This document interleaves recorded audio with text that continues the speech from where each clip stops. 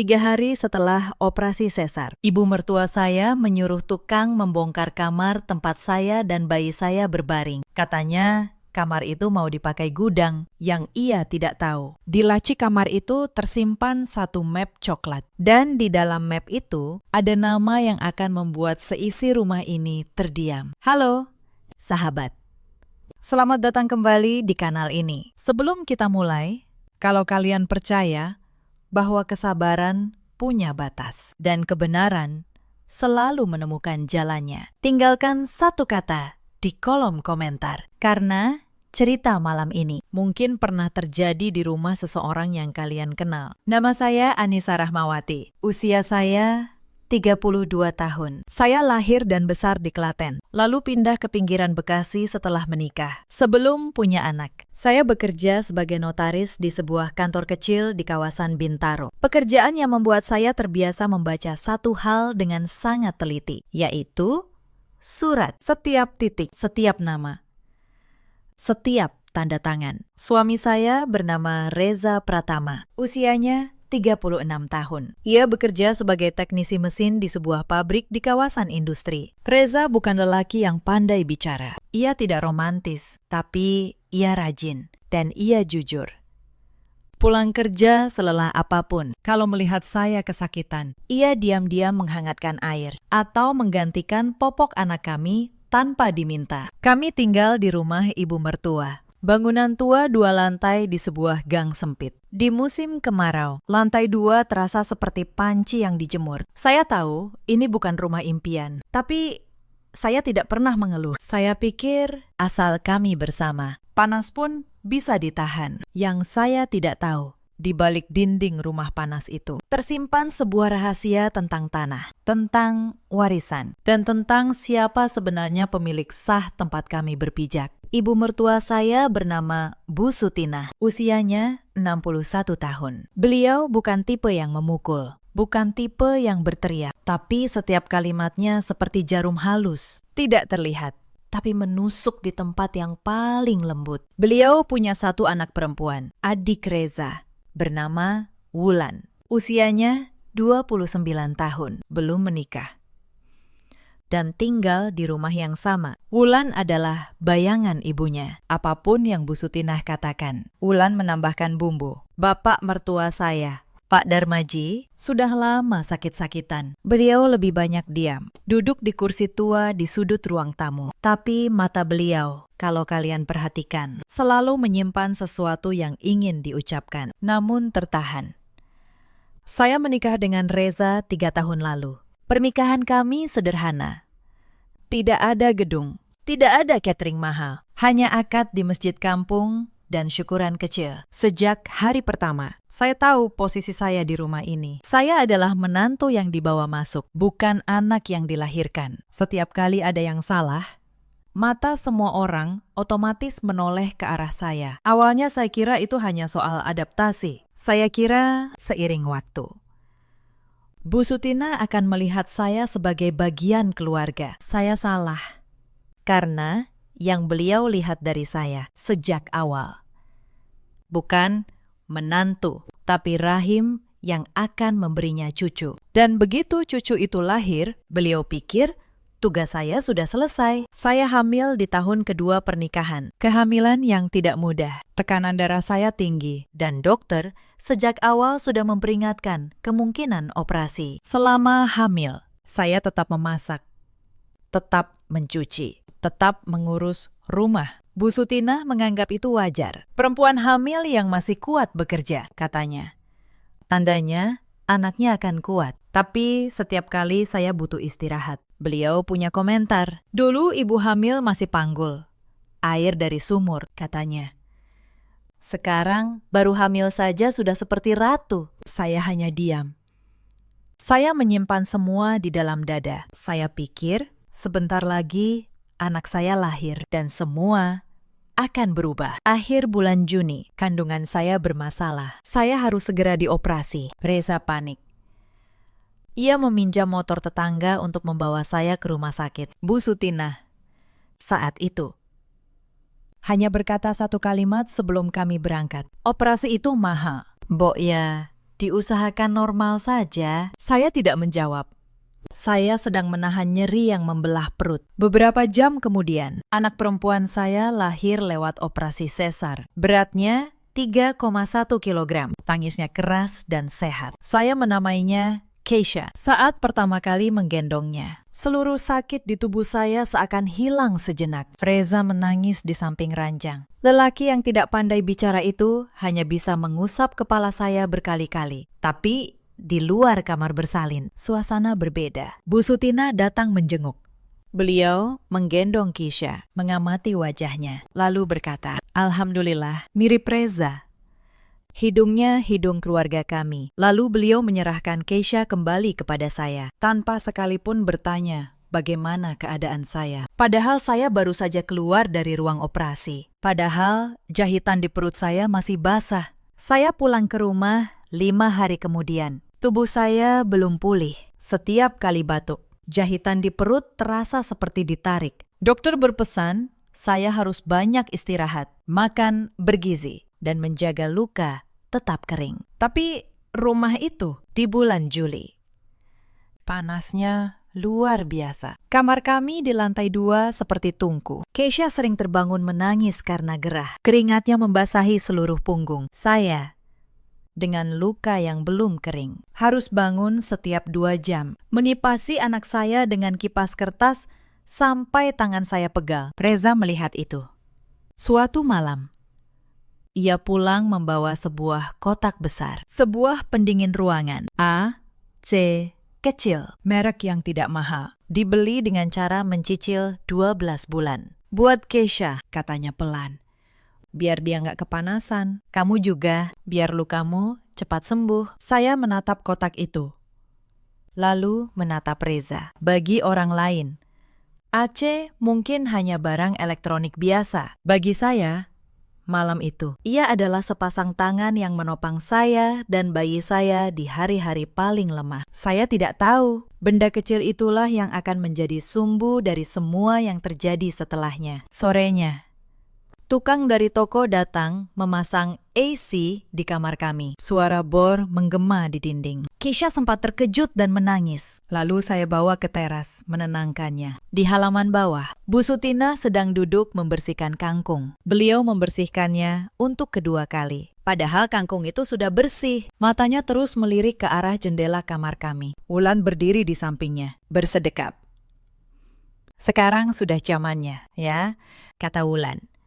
Cukup keras agar saya dengar. "Baru jadi istri teknisi saja sudah pasang AC. Padahal ibu seumur hidup tidur pakai kipas angin butut." Bu Sutina tidak menjawab.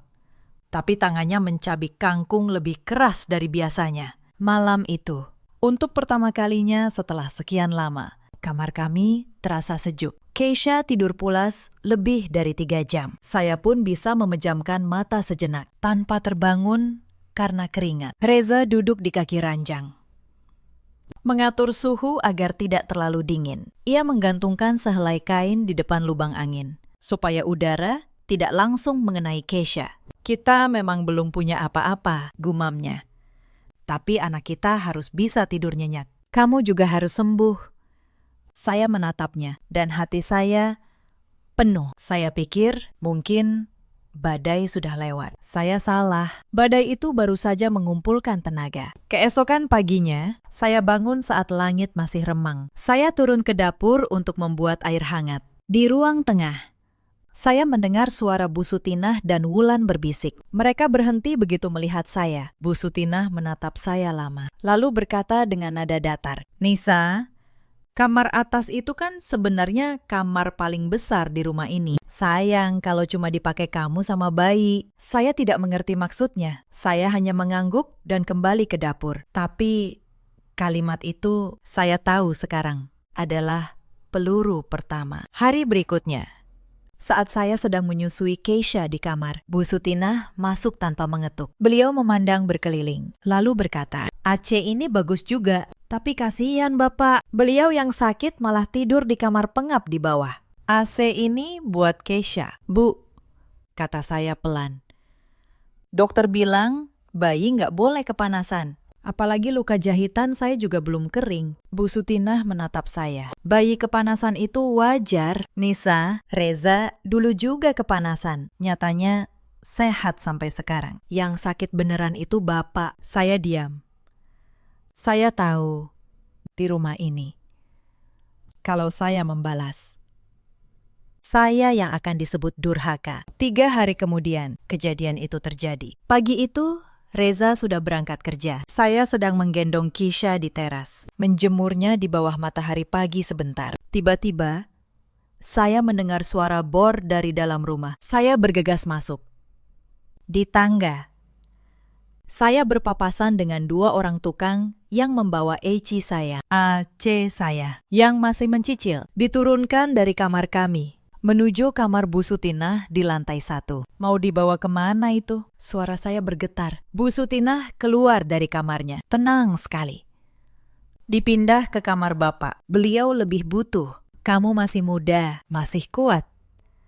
Bayi juga nggak akan mati cuma gara-gara gerah. Saya berdiri mematung. Keisha di gendongan saya mulai menangis. Seakan tahu sesuatu yang buruk sedang terjadi. Bu, ini Reza yang beli buat anak kami. Masih dicicil. Tolong jangan dipindah, kata saya. Menahan air mata. Wulan muncul dari belakang ibunya. Mbak, ini rumah ibu. Loh, apapun yang ada di rumah ini, ibu berhak atur. Jangan sok jadi nyonya di rumah orang. Kalimat itu menusuk lebih dalam dari yang mereka kira. Di rumah orang. Mereka pikir saya orang asing di sini. Mereka tidak tahu, justru kalimat itulah yang kelak akan kembali kepada mereka. Saya tidak bisa berbuat apa-apa. 2 tukang itu menuruti Bu Sutinah, bukan saya.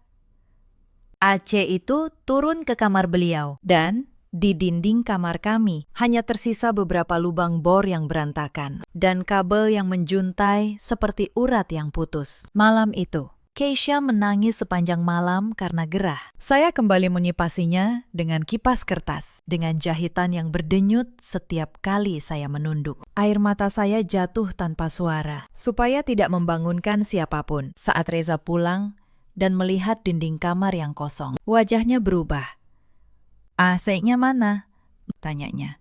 Saya menceritakan semuanya. Reza terdiam lama, lalu ia turun ke bawah. Dan untuk pertama kalinya, saya mendengar suaranya meninggi pada ibunya. Bu, itu saya beli buat anak saya. Masih saya cicil. Kenapa dipindah tanpa bilang saya? Loh, kamu anak ibu.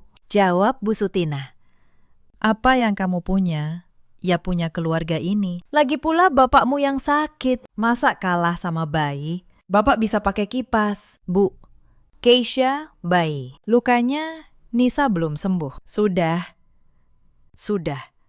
Potong Bu Sutinah. Kamu sekarang bela istri. Lupa sama orang tua. Ini yang mamanya menantu masuk. Anak hilang. Reza ingin membalas.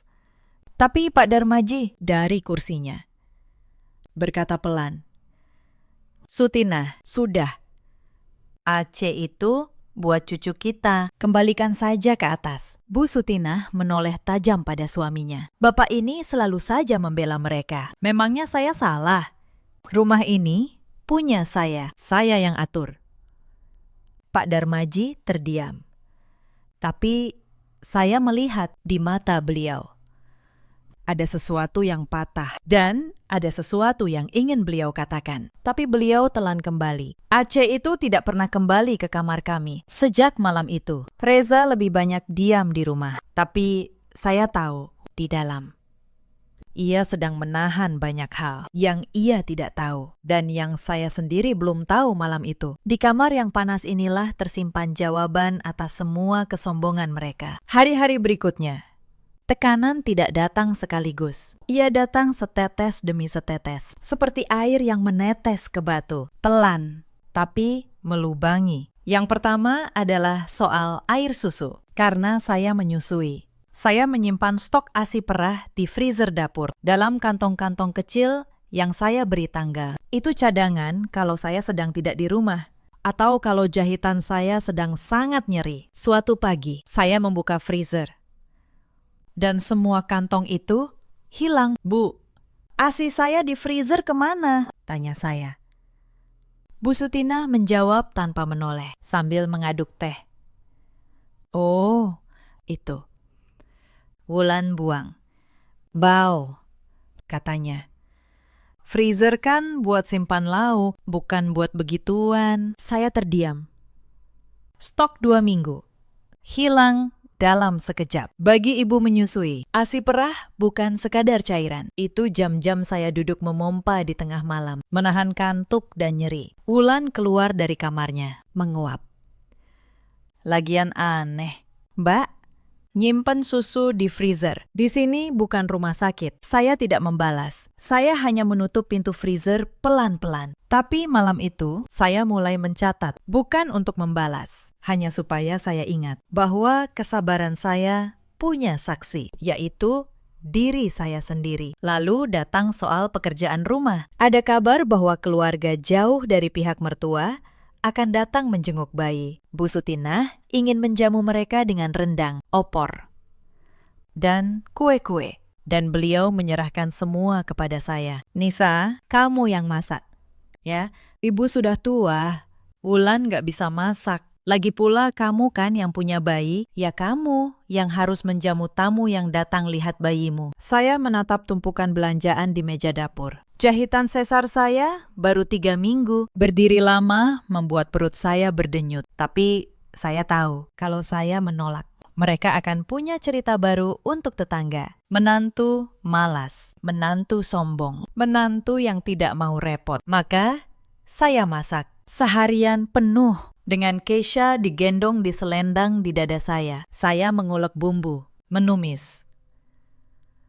Menunggui rendang yang harus diaduk berjam-jam. Beberapa kali saya harus berpegangan pada meja karena pusing. Keringat bercampur dengan air mata yang saya seka diam-diam. Saat tamu datang, Bu Sutina duduk manis menerima pujian. Wah, masakannya enak sekali. Bu Sutina pinter masak. Dan beliau hanya tersenyum. Iya, alhamdulillah. Di rumah ini semua diajari masak. Tidak sekalipun beliau menyebut bahwa yang memasak adalah menantu yang baru 3 minggu keluar dari meja operasi. Saya berdiri di dapur, mencuci tumpukan piring kotor, mendengar tawa di ruang tamu. Dan untuk pertama kalinya, saya merasa benar-benar sendirian di rumah yang penuh orang itu.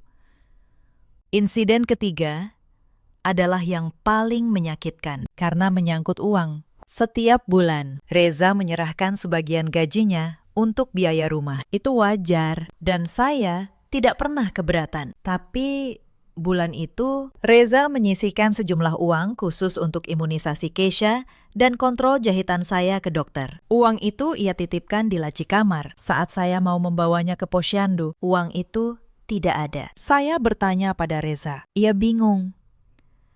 Lalu, malam itu terungkap. Bu Sutinah yang mengambilnya. Ibu pakai dulu buat bayar tukang yang pasang ulang AC di kamar ibu. Sama beli beras. Katanya enteng.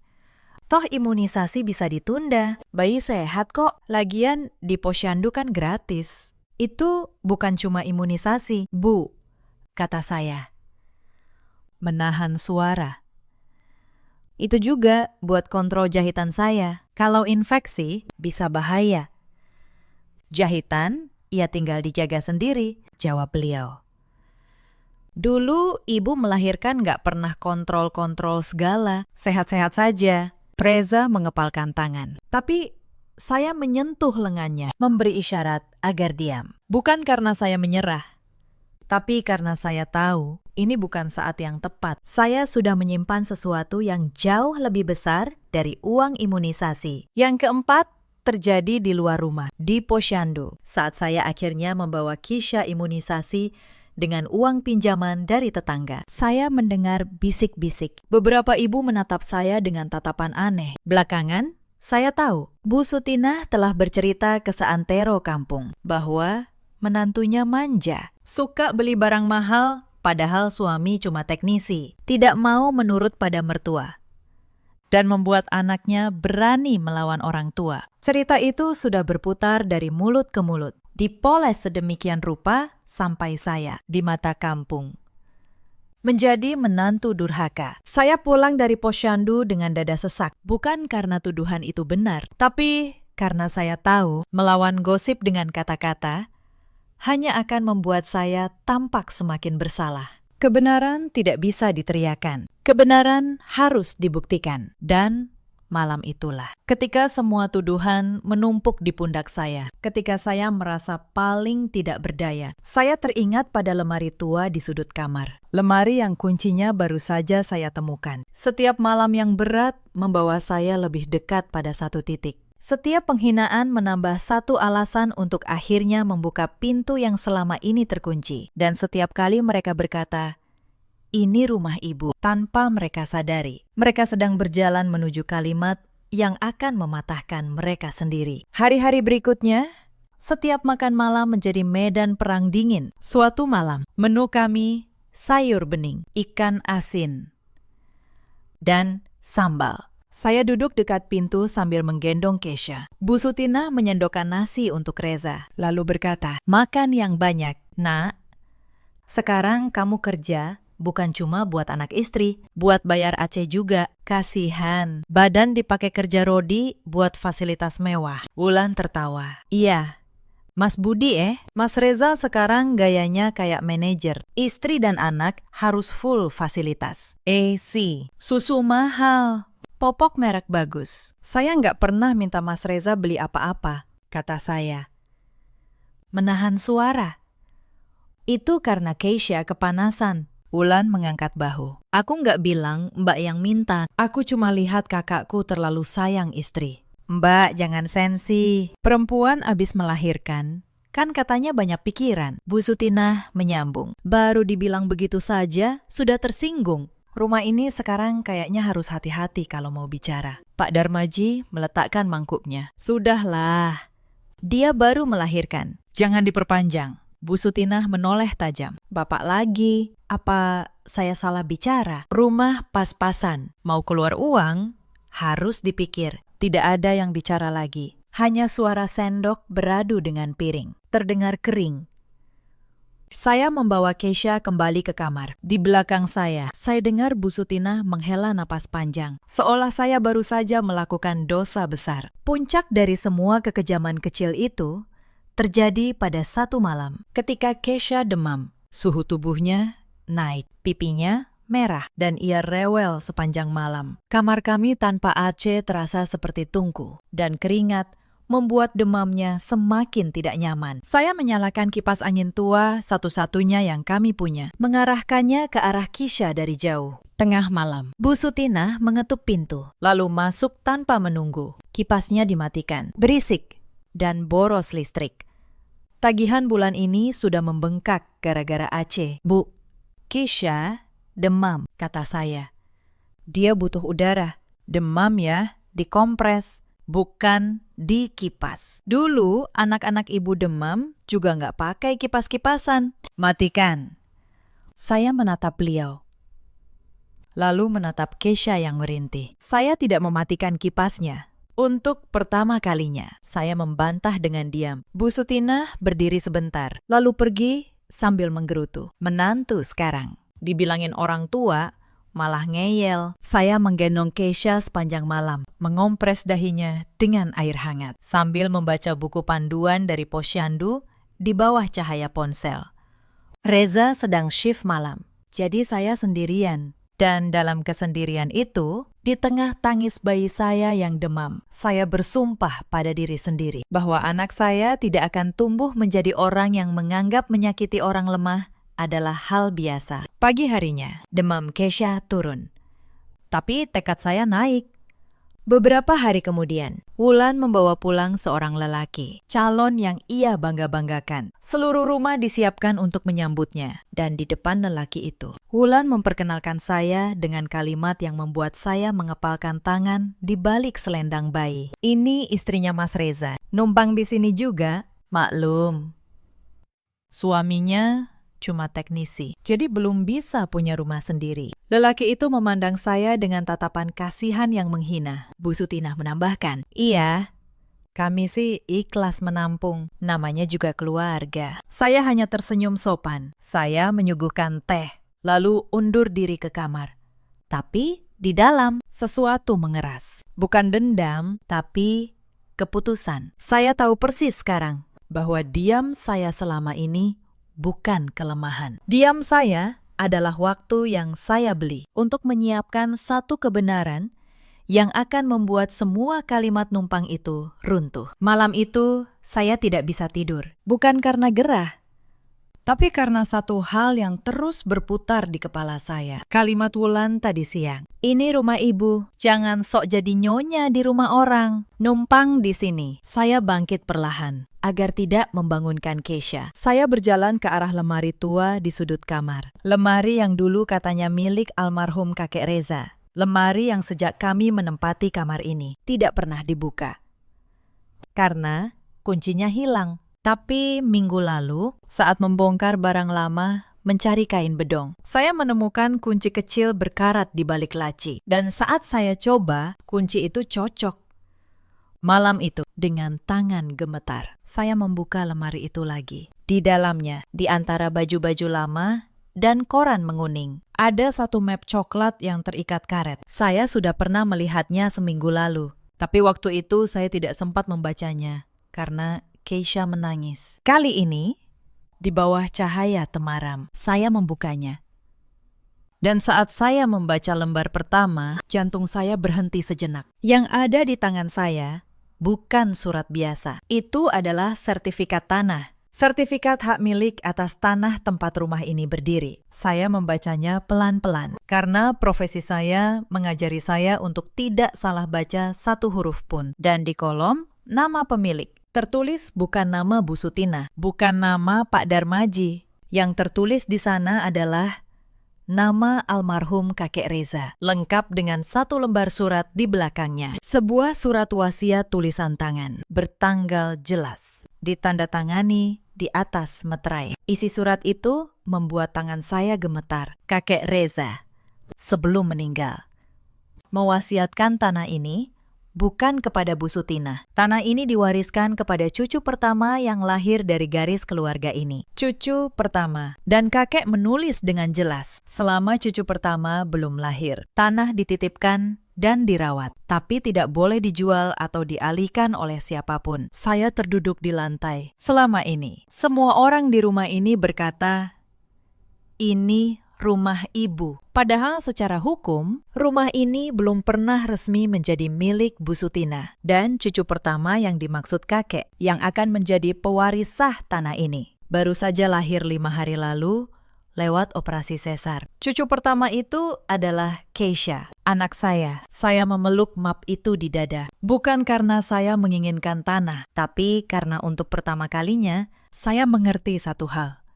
Selama ini saya bukan orang asing di rumah ini. Justru anak saya, secara hukum, adalah pemilik sah tempat mereka berdiri sambil menghina saya. Tapi saya tidak mengatakan apapun. Saya seorang notaris. Saya tahu surat selembar tidak ada artinya tanpa proses yang benar. Saya tahu kemarahan yang dilampiaskan terlalu cepat hanya akan jadi pertengkaran, bukan keadilan.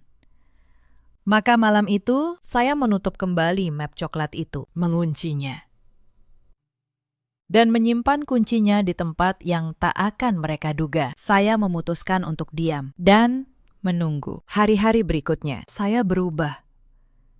Bukan menjadi melawan, tapi menjadi tenang. Saya tidak lagi menangis saat dihina. Saya tidak lagi gemetar saat Bu Sutinah meninggikan suara. Perubahan itu justru membuat mereka heran. Diam-diam, saya mulai bekerja. Di sela menyusui Keisha, saya menghubungi kantor lama saya. Saya meminta bantuan seorang rekan, Pak Tono, notaris senior yang dulu membimbing saya. Saya menceritakan soal sertifikat dan surat wasiat itu. Pak Tono memeriksanya, dan ia membenarkan. Surat wasiat tulisan tangan di atas meterai, dengan saksi yang masih hidup. Secara hukum, sah dan kuat. Tapi kamu harus hati-hati, Nisa, kata Pak Tono lewat telepon. Kalau wasiat ini muncul tiba-tiba, keluarga bisa menuduh kamu memalsukannya. Kumpulkan dulu bukti pendukung, saksi, dokumen asli, riwayat tanah. Jangan gegabah. Saya mengikuti nasihatnya.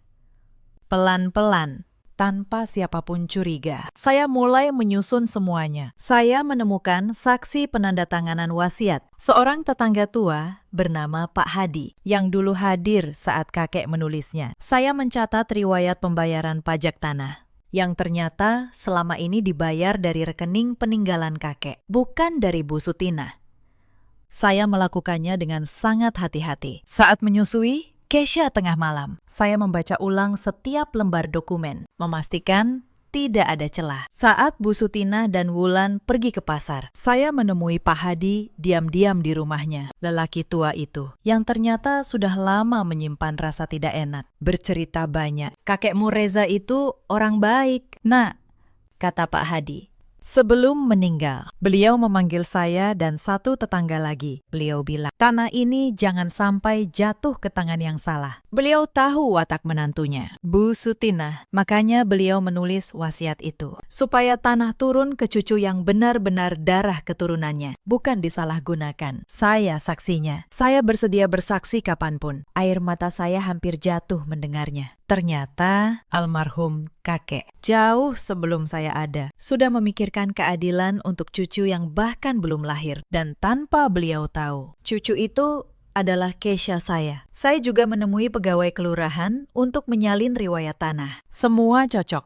Tidak pernah ada peralihan nama resmi ke Bu Sutina. Selama ini, beliau hanya menguasai, bukan memiliki. Setiap dokumen yang saya kumpulkan menjadi satu batu bata, menyusun sebuah dinding yang kelak tidak akan bisa mereka robohkan dengan teriakan. Setiap potong bukti, saya simpan rapi dalam map terpisah. Saya foto, lalu saya kirim salinannya ke email Pak Tono sebagai cadangan. Seperti dulu saya menyimpan luka di dalam dada. Kini saya menyimpan bukti di dalam map. Bedanya, luka membuat saya lemah.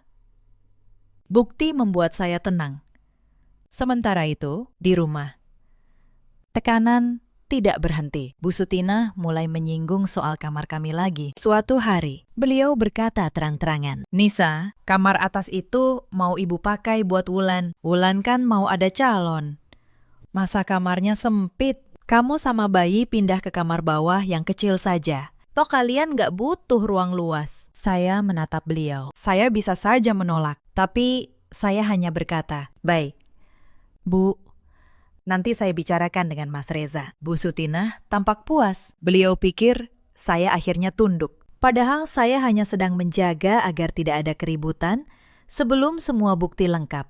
Tapi malam itu, ketika saya cerita pada Reza soal rencana ibunya memindahkan kami ke kamar kecil, Reza akhirnya meledak. "Bu, ini sudah keterlaluan," katanya pada Bu Sutina di ruang tengah. "AC diambil. Sekarang kamar anak saya mau diambil juga. Memangnya kami ini apa di rumah ini?" Bu Sutina berdiri. "Kalian ini numpang di rumah ibu. Numpang itu ya tahu diri. Kalau nggak terima, ya silahkan cari rumah sendiri. Bisa nggak? Gaji teknisi mana cukup buat ngontrak?" Kalimat itu, numpang di rumah ibu, diucapkan tepat di depan saya. Saya hanya tersenyum kecil di dalam hati, karena saya tahu beberapa minggu lagi kalimat itu akan menjadi sangat ironis. Wulan ikut menimpali. "Mas, Mbak Nisa ini pinter banget bikin Mas berani sama ibu. Dulu Mas nggak pernah begini sejak ada dia." Mas berubah. Reza menatap adiknya. Yang berubah bukan saya, Wulan. Yang berubah cara kalian memperlakukan keluarga saya. Suasana memanas.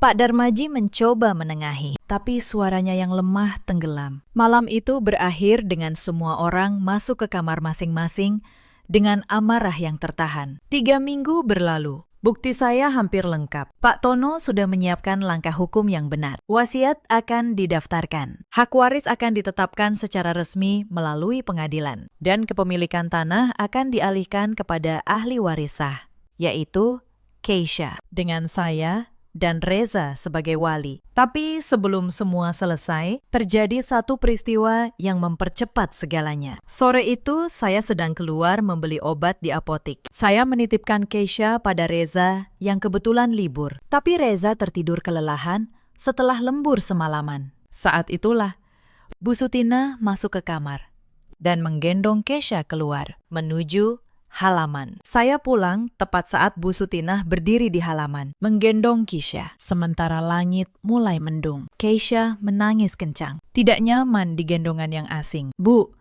Kesha kenapa dibawa keluar? Mau hujan, kata saya. Mempercepat langkah. Ibu cuma mau pamer cucu ke tetangga. Jawab beliau enteng. Salah. Beliau baru sembuh dari batuk. Bu, tolong. Saya yang gendong. Bu Sutinah malah memeluk Kesha lebih erat. Ini cucu saya. Saya berhak gendong kapanpun. Kamu ini cuma yang melahirkan. Setelah lahir, dia ini darah daging keluarga kami. Kalimat itu, kamu cuma yang melahirkan. Seakan saya hanya alat. Seakan setelah tugas saya selesai, saya bisa dibuang. Tepat saat itu, motor Reza berhenti di depan. Ia terbangun dan panik mencari Kesha, lalu mengejar keluar. Melihat ibunya menggendong Kesha yang menangis di bawah langit mendung. Dan saya berdiri pucat. Reza berlari. Bu, berikan Kesha ke Nisa, katanya tegas. Bu Sutinah menatapnya. Kamu pulang pas sekali. Istrimu sekarang melarang ibu menggendong cucu sendiri. Ibu membawa Kesha keluar, padahal Nisa belum mengizinkan dan mau hujan. Itu salah. Bu, suara Reza dingin, berbeda dari biasanya. Mata Bu Sutinah memerah. Kamu lagi-lagi membela dia. Dulu soal Aceh, sekarang soal cucu. Anak macam apa kamu ini? Saya membela anak saya dan istri saya, jawab Reza. Dan saya tidak akan membiarkan ini terulang. Wulan keluar.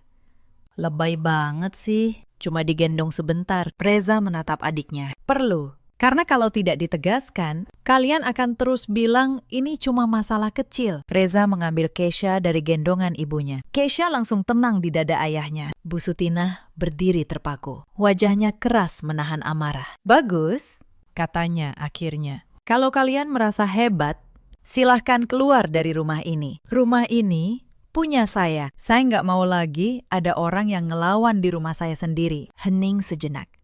Lalu, dengan tenang, saya berbicara untuk pertama kalinya malam itu. Bu, boleh saya tanya satu hal? Ibu yakin rumah ini milik ibu? Bu Sutinah menoleh. Apa maksudmu? Jelas, ini rumah saya. Tanah warisan dari mertua saya. Saya menatapnya tenang. Warisan dari kakeknya Reza, almarhum. Apakah ibu pernah membaca surat wasiat beliau? Wajah Bu Sutinah berubah. Wasiat apa? Tidak ada wasiat. Bapak mertua saya meninggal tanpa surat. Ada.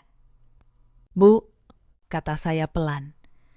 Saya menemukannya di lemari tua kamar atas, lengkap dengan sertifikat hak milik dan surat wasiat tulisan tangan beliau di atas meterai. Suasana hening total. Bahkan Wulan tidak bersuara. Pak Darmaji yang sejak tadi duduk di teras perlahan menegakkan badannya. Surat itu menyatakan, lanjut saya, tanah ini bukan diwariskan kepada ibu, tapi kepada cucu pertama dari garis keluarga ini. Dan selama cucu pertama belum lahir, tanah ini hanya dititipkan untuk dirawat. Tidak boleh dijual atau diakui sebagai milik pribadi. Saya berhenti sejenak. Lalu, saya menatap Kesha di gendongan Reza, cucu pertama itu. Bu, baru lahir 3 minggu lalu. Lewat operasi sesar yang ibu bilang terlalu mahal. Cucu pertama itu adalah Kesha, anak saya. Map coklat itu sudah ada di tangan saya. Saya membukanya dan menunjukkan lembar sertifikat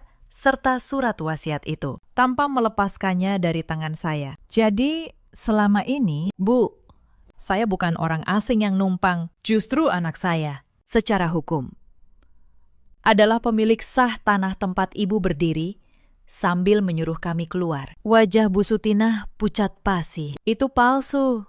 Kamu pasti memalsukannya. Kamu kan notaris. Gampang bikin surat bohong. Saya notaris. Bu, jawab saya tenang. Justru karena itu, saya tahu persis apa yang sah dan apa yang tidak. Surat ini sudah saya periksakan ke notaris senior. Ada saksi yang masih hidup, Pak Hadi, tetangga yang dulu hadir saat kakek menulisnya. Ada riwayat pajak tanah yang selama ini dibayar dari rekening peninggalan kakek. bukan dari uang ibu. Ada catatan kelurahan yang menunjukkan tanah ini tidak pernah resmi beralih nama ke ibu. Semua sudah lengkap. Kalau ibu mau menuduh saya memalsukan, silahkan. Kita selesaikan di pengadilan. Di sana, semua surat akan diuji keasliannya. Dan kalau terbukti palsu, saya yang akan dipenjara. Tapi kalau terbukti asli, Bu, semua orang akan tahu siapa yang selama ini tinggal di tanah yang bukan miliknya, sambil mengusir pemiliknya yang sah. Untuk pertama kalinya sejak saya mengenalnya, Bu Sutinah tidak punya kata-kata. Wajahnya, yang selama ini selalu mengeras penuh kuasa, kini retak. Tangannya yang menggendong Keisha tadi gemetar di sisi tubuhnya. Wulan mencoba menyelamatkan keadaan. Mbak, kita kan keluarga. Masa tega bawa-bawa pengadilan? Malu sama tetangga. Saya menatapnya. Malu, Wulan. Beberapa hari lalu kamu memperkenalkan saya pada calonmu sebagai menantu yang numpang. Kamu tidak malu saat itu. Sekarang kamu bicara soal malu. Wulan terdiam. Wajahnya memerah. Pak Darmaji bangkit dari teras. Beliau berjalan pelan menghampiri kami. Setiap langkahnya berat, seperti membawa beban yang sudah lama ia pikul. Lalu, dengan suara serak yang menahan sesuatu selama bertahun-tahun, beliau berkata, "Wasiat itu benar ada, Sutinah. Bapak ada di sana saat ayah menulisnya. Aku diam selama ini karena kamu bilang surat itu sudah hilang dan aku terlalu lelah bertengkar. Tapi aku tahu, suatu hari surat itu akan muncul. Dan ternyata ia muncul di tangan menantu yang selama ini kita perlakukan seperti pembantu." Bu Sutinah menatap suaminya. Tidak percaya. Bapak tahu selama ini. Dan diam saja. Aku tahu, jawab Pak Darmaji. Dan aku malu pada diriku sendiri. Selama bertahun-tahun, aku membiarkanmu menghina perempuan yang justru menjaga rumah ini untuk cucu kita sendiri. Aku diam saat Aceh anak itu kau ambil. Aku diam saat kau suruh dia masak dengan luka yang belum kering. Aku diam saat kau ambil uang imunisasi cucu kita. Aku pengecut, Sutinah. Tapi malam ini, aku tidak akan diam lagi. Bu Sutinah jatuh terduduk di kursi. Wulan berusaha menyela. Tapi, Pakistan, kalau tanah jatuh ke bayi, kita mau tinggal di mana? Bayi itu juga keluarga kita, Wulan. Potong Pak Darmaji. Cucu kita, yang ibunya kalian suruh keluar dari rumah ini tadi. Apakah dia mengusir kita? Tidak. Coba dengarkan dulu apa yang akan dia katakan. Semua mata menoleh pada saya. Dan untuk pertama kalinya, di rumah yang selama ini memandang saya sebagai orang asing, saya menjadi orang yang paling didengar. Malam itu, tidak ada lagi yang bisa diucapkan Bu Sutinah. Beliau masuk ke kamarnya tanpa kata, dengan langkah seseorang yang baru saja kehilangan dunia yang ia kira ia miliki. Beberapa hari kemudian, proses hukum berjalan dengan benar. Saya tidak datang untuk merebut atau mengusir siapapun, meskipun saya bisa, bersama Pak Tono dan Pak Darmaji sebagai saksi. Surat wasiat didaftarkan secara resmi. Pengadilan menetapkan Keisha sebagai ahli waris sah tanah dan rumah itu, dengan saya dan Reza sebagai wali sampai ia dewasa. Sertifikat baru pun terbit.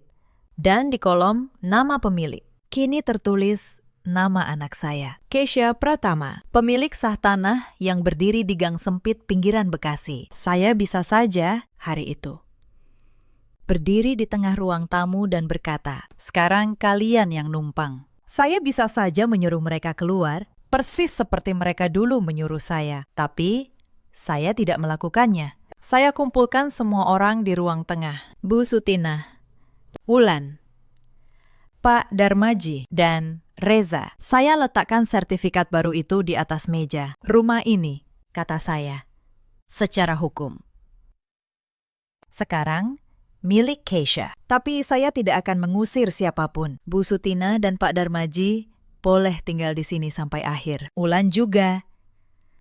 Sampai ia menikah. Karena bagaimanapun, ini keluarga Keisha. Saya menatap Bu Sutinah. Tapi ada syaratnya. Mulai hari ini, di rumah ini, Tidak ada lagi yang boleh menghina siapapun. Tidak ada lagi yang menyebut saya numpang. Tidak ada lagi yang mengambil barang anak saya tanpa izin. Dan kalau ibu ingin menggendong Keisha, ibu boleh asalkan dengan izin saya, ibunya. Karena saya bukan cuma yang melahirkan, Bu. Saya, ibunya. Bu Sutinah menunduk. Untuk pertama kalinya, air mata jatuh dari matanya. Bukan air mata marah, tapi air mata orang yang akhirnya mengerti terlambat. Maafkan ibu, Nisa, katanya lirih. Selama ini ibu pikir kalau ibu baik pada kamu, ibu akan kehilangan Reza. Ibu takut anak laki-laki ibu lebih sayang istrinya daripada ibunya. Ibu salah, ibu menyakiti kamu. Padahal kamu yang menjaga semua yang ibu punya. Hanya itu. Tapi bagi saya, itu sudah cukup. Saya menggenggam tangan beliau. Bu, saya tidak pernah ingin merebut Reza dari ibu. Saya hanya ingin punya tempat di keluarga ini. Sebagai manusia. Bukan sebagai pembantu. Bu Sutinah mengangguk. Air matanya semakin deras. Wulan tidak banyak bicara. Tapi sejak hari itu, ia tidak pernah lagi menyindir saya. Mungkin malu, mungkin sadar. Saya tidak menuntut lebih. Beberapa bulan kemudian, hubungannya dengan calon yang dulu ia banggakan itu kandas. Saya tidak tahu pasti kenapa, tapi saya tidak pernah menyinggungnya, apalagi menertawakannya. Saya justru menemaninya saat ia menangis suatu malam. Karena saya tahu rasanya direndahkan, dan saya tidak mau menjadi orang yang merendahkan. Aceh yang dulu diambil, dikembalikan ke kamar kami keesokan harinya, oleh Wulan sendiri, tanpa diminta. Saya tidak berkata apa-apa, saya hanya mengangguk dan mengucapkan terima kasih. Bulan-bulan berikutnya, rumah itu berubah, bukan menjadi sempurna, tapi menjadi lebih manusiawi. Pak Darmaji, yang dulu hanya diam di kursi, kini sering menggendong Keisha di pangkuannya sambil bercerita tentang kakeknya yang menulis surat wasiat itu. Kakek buyutmu orang bijak, katanya pada Keisha kecil. Beliau tahu yang harus dijaga bukan harta, tapi orang yang merawat harta itu dengan hati. Reza pun berubah. Lelaki yang dulu memilih diam demi tidak menyakiti ibunya, kini belajar bahwa diam yang salah justru menyakiti orang yang ia cintai. Ia menjadi suami dan ayah yang lebih tegas, lebih hadir. Dan setiap malam, ia tetap menggantungkan kain di depan lubang angin. AC, supaya udara tidak langsung mengenai Keisha. Kebiasaan kecil yang tidak pernah ia tinggalkan. Suatu sore, saat saya sedang menjemur popok di halaman, Bu Sutinah menghampiri. Beliau membawa sepiring opor ayam buatannya, masih hangat. Nisa, makan dulu. Kamu masih menyusui, harus banyak makan. Suaranya canggung, tapi tulus. Saya menerima piring itu. Untuk pertama kalinya, kami duduk berdua di teras tanpa jarum, tanpa luka. Hanya dua perempuan dan seorang bayi yang tidur pulas di dalam, di kamar yang kini sejuk. Di kejauhan, terdengar suara azan maghrib dan langit mulai jingga. Nisa, kata Bu Sutinah pelan, kalau nanti ibu sudah tua dan tidak berdaya, kamu masih mau merawat ibu, kan? Saya menatap beliau. Selama ini saya tidak pernah berhenti menganggap ibu keluarga. Bu, yang berhenti dulu adalah ibu. Tapi sekarang kita mulai lagi. Beliau tersenyum. Untuk pertama kalinya, dengan senyum yang tulus pada saya. Cerita ini mengajarkan satu hal, bahwa kesabaran bukan berarti lemah. Kadang diam adalah cara orang kuat mengumpulkan kebenaran sampai waktunya tiba. Di luar sana, ada banyak perempuan yang seperti saya dulu, yang dianggap hanya rahim pemberi keturunan, lalu dibuang setelah melahirkan, yang dihina di rumah yang ia jaga, direndahkan oleh orang yang justru ia lindungi. Kalau kalian salah satunya, ketahuilah, harga diri kalian tidak ditentukan oleh siapa yang punya rumah, tapi oleh siapa yang punya hati. Di luar sana, ada juga banyak suami seperti Reza, yang awalnya bingung antara ibu dan istri, tapi pada akhirnya berani berdiri di sisi yang benar. Dan ada pula para ibu mertua seperti Bu Sutinah yang takut kehilangan anak lelakinya, sampai lupa bahwa menyakiti menantu sama saja menyakiti cucunya sendiri. Dalam hidup, kita selalu punya pilihan, membalas luka dengan luka atau membalas luka dengan kebenaran yang tenang. Saya memilih yang kedua dan saya tidak pernah menyesalinya. Kalau cerita ini menyentuh hati kalian, ceritakan kisah kalian di kolom komentar. Mungkin ada seseorang di luar sana yang sedang berjuang dan butuh tahu bahwa ia tidak sendirian. Terima kasih sudah menemani sampai akhir.